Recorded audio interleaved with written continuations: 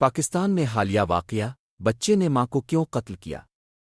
اسلام کے مطابق والدین کے حقوق اور تشدد کا رد عمل حال ہی میں پاکستان میں ایک انتہائی دل دہلا دینے والا واقعہ پیش آیا، جس میں ایک بچے نے اپنی والدہ کو صرف اس وجہ سے قتل کر دیا کہ وہ روزے کے دوران کھانا تیار کرنے میں دیر کر رہی تھیں۔ یہ واقعہ نہ صرف اسلامی تعلیمات کے خلاف ہے بلکہ انسانیت کی بھی تضحیق کرتا ہے۔ اس سانحے نے ایک مرتبہ پھر ہمیں یاد دلایا کہ اسلام میں والدین کا مقام انتہائی بلند ہے اور ہمیں ان کے ساتھ حسن سلوک، محبت اور احترام کے ساتھ پیش آنا چاہیے۔ اس ویڈیو میں ہم اس واقعے کا تجزیہ کریں گے اور اسلامی تعلیمات کی روشنی میں والدین کے حقوق اور ان کے ساتھ حسن سلوک پر تفصیل سے بات کریں گے۔ اسلام میں والدین، خاص طور پر ماں کا مقام بہت بلند ہے۔ قرآن اور حدیث میں والدین کی عظمت پر بار بار زور دیا گیا ہے۔ حضرت محمد صلی اللہ علیہ وسلم نے فرمایا، تمہاری ماں تمہاری ماں، تمہاری ماں پھر تمہارا باپ۔ یہ حدیث واضح کرتی ہے کہ ماں کا درجہ اتنا بلند ہے کہ اسے 3 مرتبہ ذکر کیا گیا، جبکہ والد کا ذکر ایک بار کیا گیا۔ اسلام میں ماں کی تکالیف اور قربانیوں کا بھی اعتراف کیا گیا ہے۔ ایک اور حدیث میں ہے، جنت ماں کے قدموں کے نیچے ہے۔ اس کا مطلب یہ ہے کہ ماں کی خدمت اور اس کے ساتھ حسن سلوک کرنا انسان کو جنت تک لے جاتا ہے۔ ماں کی قربانیاں اور اس کی محبت کو اسلام میں بہت بڑی اہمیت دی گئی ہے، اور یہی وجہ ہے کہ والدین کے ساتھ حسن سلوک کرنا ہماری دینی ذمہ داری ہے۔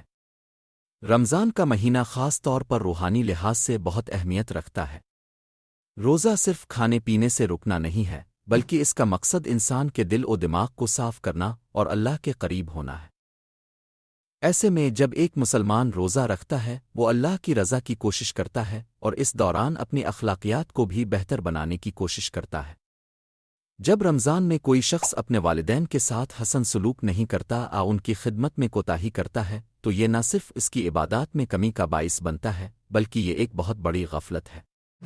حضرت محمد صلی اللہ علیہ وسلم نے فرمایا، جو شخص اپنے والدین کے ساتھ حسن سلوک نہیں کرتا، اس کے اعمال ضائع ہو جاتے ہیں۔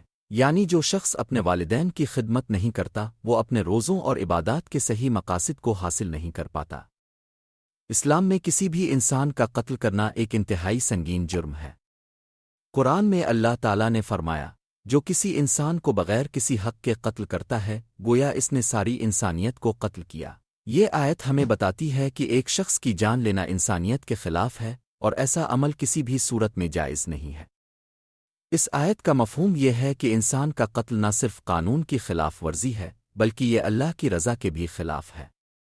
اگر ہم اس واقعے کی طرف رجوع کریں جہاں ایک بچے نے اپنی ماں کو قتل کر دیا، تو یہ عمل اس بات کا عکاس ہے کہ اس شخص نے نہ صرف اسلامی تعلیمات کی توہین کی بلکہ اپنے دل و دماغ میں بھی غصہ، نفرت اور ظلم کو جگہ دی۔ اسلام میں ایسی حالت میں ضبط نفس اور تحمل کا درس دیا گیا ہے۔ والدین کے ساتھ حسن سلوک کا ایک اور پہلو یہ ہے کہ ہمیں انہیں ہمیشہ عزت دینی چاہیے۔ حضرت محمد صلی اللہ علیہ وسلم نے فرمایا، اللہ کی رضا باپ کی رضا میں ہے اور اللہ کا غضب باپ کے غضب میں ہے۔ یہ حدیث واضح طور پر بتاتی ہے کہ والدین کے ساتھ حسن سلوک کرنا اور ان کی رضا کی کوشش کرنا اللہ کی رضا کی کوشش ہے۔ والدین کے ساتھ تلخ رویہ اختیار کرنا، ان سے بدسلوکی کرنا ان کے ساتھ تشدد کرنا ایک بہت بڑی غلطی ہے۔ اسلام میں والدین کے حقوق بہت واضح ہیں۔